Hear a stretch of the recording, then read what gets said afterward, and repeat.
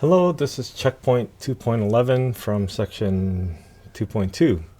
I want us to find the volume of a solid of revolution formed by revolving the region bounded above by the graph x plus 2, y is equal x plus 2, and below by the x-axis over the interval from 0 to 3. So it looks like it's going to be this piece from 0 to 3. But they want us to rotate it about a different axis, about y is equal to -1. So let's draw a line here. Y is equal to -1, and that's the axis of rotation. All right. Now when we rotate this, let's see if we can draw this figure in a three-dimensional way. This is the top figure. This is the axis of rotation. And so we would have that same figure down here with the same spacing. And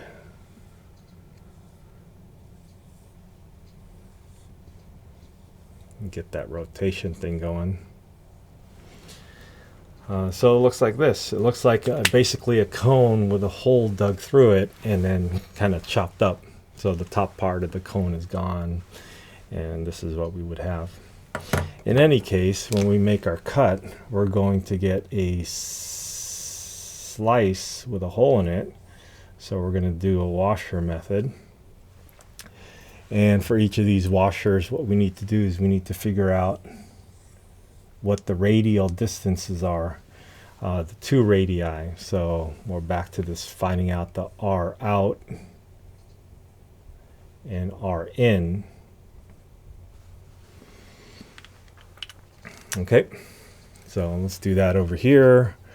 R out would be the distance from the axis of rotation to the outer edge of the region. So we're looking at this distance over here. Now let's remember that this graph is a graph of y is equal to x plus 2. And this looks like when we're measuring y values, the y values go from 0 to whatever the y value is. But this is only a piece of the y value. We have another distance of 1 here.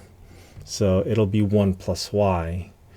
But y is equal to x plus 2. So the r out would be 1 plus x plus 2. That's going to be our r out. Okay, now we could probably simplify this a little bit. It'll be x plus 3, and then that would be our r out.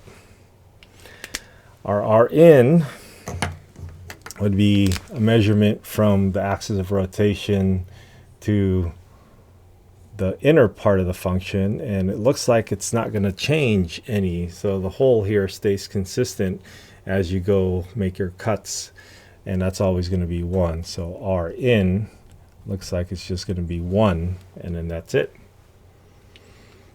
All right. Now we've seen these areas before. An area is going to be pi r out squared minus pi r in squared. And so let's rewrite that. Area is equal to, let's take the pi out, and then r out would be x plus 3 quantity squared minus, we'll take the pi all the way out, minus 1. Okay, so that is it. We just do our integral. I wonder if we'll have room here. Let's see, we can force to make room. Our volume would be equal to pi. Let's take the pi out already. I'm going to go from 0 to 3. And let's FOIL this out. So it'll be x squared. The middle term is 3 times x times 2. So that's 6x positive. And the last term would be 9. But I'm going to go ahead and do a 9 from the 3 squared minus 1. So that's going to give me an 8. So I'll combine everything. dx.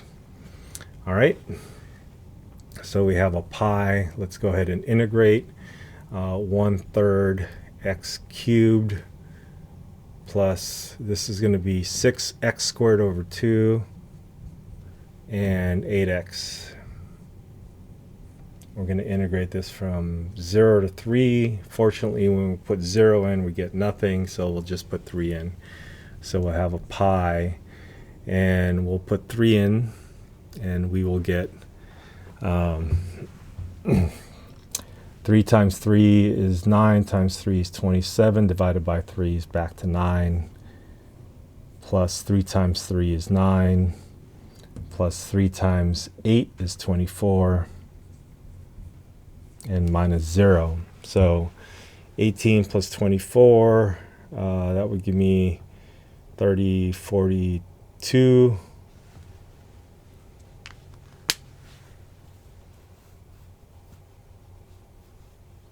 At my integral that didn't work out, I didn't write down properly, so it would be 6x squared divided by 2 is 3x squared, so this should be a squared, which means if I put a 3 in there, I will actually get a 27. So that's 9 times 3 is 27. So back to computing this, this is going to be 40, 51, plus 1 is 60. And then that's it. All right, be careful with writing your integral and doing the computations. That's it. Good luck.